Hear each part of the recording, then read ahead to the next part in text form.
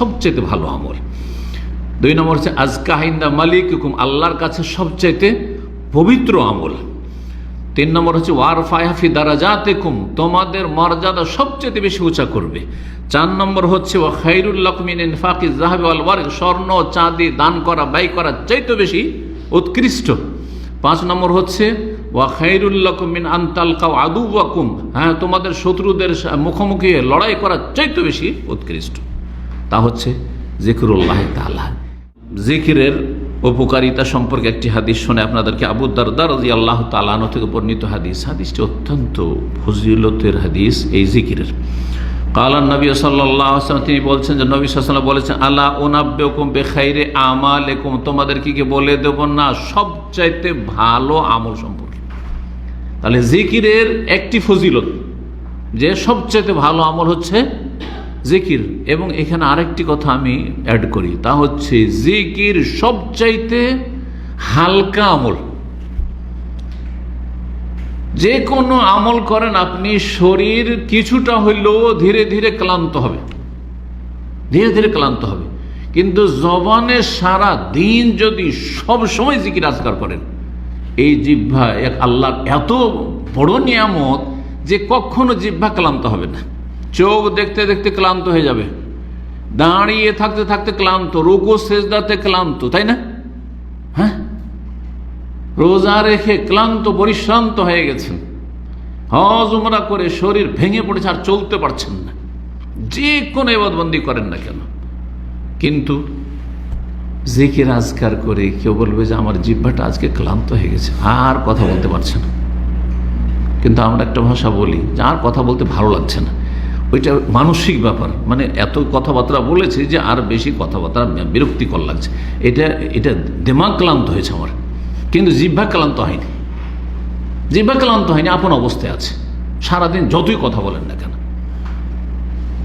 আমরা মাঝে মাঝে 2-4 ঘন্টাও বক্তব্য করেছি, যদিও এখানে আরব দেশে সেই পরিবেশ নাই, কিন্তু দুবাই যখন প্রোগ্রামে গিয়েছি 4 ঘন্টা পর্যন্ত বক্তব্য করেছি, ওই জিহ্বা তো ক্লান্ত হয়নি, কিন্তু শরীর ক্লান্ত হয়েছে, শরীর ক্লান্ত হয়েছে। তাই কথা বলা এমন একটি নিয়ামত আল্লাহ দিয়েছেন এই জবানকে, এই যে জবান দিয়েছেন, এই জবান কখনো ক্লান্ত হয় না। সুবহানাল্লাহ, আলহামদুলিল্লাহ, জিকির আজকার যদি সারা দিন করতে থাকেন ক্লান্ত হবে? কখন ক্লান্ত হবে না। যখন ক্লান্ত হবে না তো বেশি বেশি করতে বলেছেন আল্লাহ রাব্বুল আলামিন। যখন ক্লান্ত হয় না এই ইবাদত করে, তাহলে বেশি বেশি করো, সেটা জিকির আজকার বেশি বেশি করো। সবচাইতে ভালো আমল এবং সবচাইতে হালকা সহজ আমল হচ্ছে জিকিরুল্লাহ। তোমাদেরকে বলে দেব নাকি সবচেয়ে ভালো আমল সম্পর্কে, খাইরা আমালিকুম ওয়া আজকাহা ইনদা মালিকিকুম। 2 নম্বর হচ্ছে তোমাদের মালিকের কাছে সবচাইতে পবিত্র, পাক, সুন্দর আমল। আমাদের মালিক অর্থাৎ রবের কাছে, আল্লাহ রাব্বুল আলামিনের কাছে।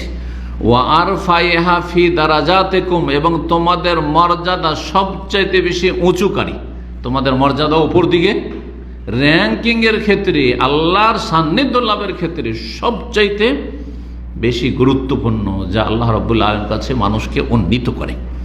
কয়টি হলো? 3টি হলো। ওয়া খায়রুল লাকুম মিন ইনফাকিজ যাহাবি ওয়াল ওয়ারকি, আর তোমাদের জন্য স্বর্ণ চাঁদি রূপা খরচ করা, অর্থাৎ টাকা পয়সা ব্যয় করার চাইতে বেশি ভালো। ওয়া খায়রুল লাকুম, তাহলে কেউ টাকা পয়সা কোটি কোটি টাকা দান করছে, আর আপনি গরিব মানুষ, আপনারও পয়সা তাহলে আপনিও করবেন। এই নয় যে আমি 1 পয়সা দান করবো, যদিও আমার টাকা আছে, কেউ টাকা দিয়ে নেকি করছে, আমি শুধু জিকির করে নেকি করবো, তাহলে আপনি কৃপণ।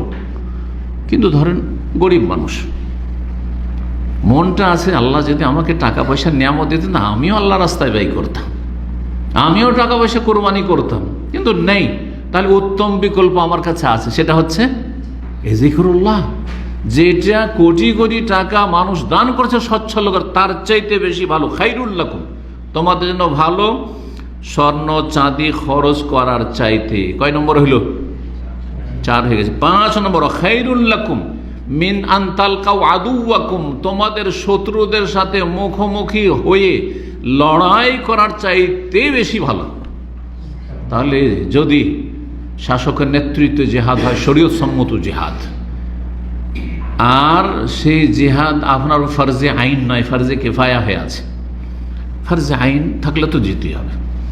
কোনো উপায় নেই। যেমন 5 ওয়াক্ত ফরজ আইন, আমার নামাজ আপনি পড়লে হবে না, অথবা মাঝে মধ্যে পড়বো না, এটাও চলবে না, আমাকে আমারটা আদায় করতে হবে। ফরজে কিফায়া, অথবা নেই এখন ওই রকমের কোনো রাস্তা নেই, যেমন এখন কোনো রাস্তা নেই, কারণ শাসকের নেতৃত্ব ছাড়া জেহাদ নেই, সুতরাং নেই। তাহলে আমাদের কাছে তার চাইতে ভালো আমল কি হচ্ছে? জিকিরুল্লাহ। বলছেন সেই আমল সম্পর্কে বলে দেব নাকি, যে আমল দুশ্মনের মুখোমুখি হয়ে লড়াই করার চাইতে বেশি ভালো।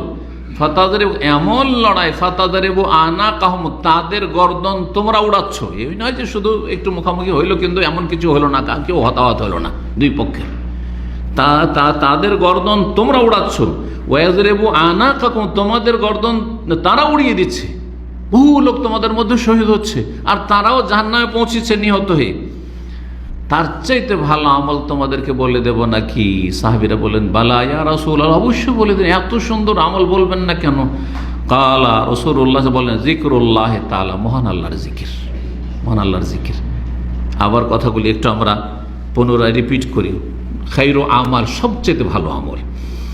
2 নম্বর হচ্ছে আজকা ইনদা মালিকুকুম, আল্লাহর কাছে সবচাইতে পবিত্র আমল। 3 নম্বর হচ্ছে ওয়ারফায়া ফি দারাজাতিকুম, তোমাদের মর্যাদা সবচেয়ে বেশি উঁচা করবে।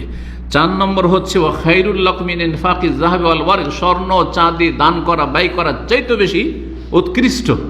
5 নম্বর হচ্ছে ওয়া খায়রুল লাকুম মিন আন তালকাউ আদুওয়াকুম, হ্যাঁ, তোমাদের শত্রুদের মুখোমুখি লড়াই করা চাইতে বেশি উৎকৃষ্ট। তা হচ্ছে জিকরুল্লাহ তাআলা, যে জিকিরে পয়সাও লাগে না, শ্রমও লাগে না, কষ্টও লাগে না, কোনো কষ্ট লাগে না, মানসিক শারীরিক কষ্ট লাগে না, বরং আরও মানসিক শারীরিক ফায়দা হয়। আলা বিযিকরিল্লাহি তাতমাইন্নুল কুলুব, আল্লাহর জিকিরে মনে শান্তি নেমে আসে। যত অশান্তি থাকে না কেন, বেশি বেশি আল্লাহকে স্মরণ করেন, মন লাগিয়ে স্মরণ করেন, কিছুক্ষণ পরে আপনার মানসিক শান্তি চলে আসবে, মানসিক শান্তি চলে আসবে, আল্লাহর রহমত বর্ষণ হবে। জি, মুসনাদ আহমদের হাদিস, তিরমিজি, ইবনে মাজাহ, মুস্তাদরাক হাকিমের হাদিস। হাদিসটিকে আল্লামা আলবানী রাহিমাহুল্লাহ সহিহুল জামি 2629 সহিহ বলেছেন।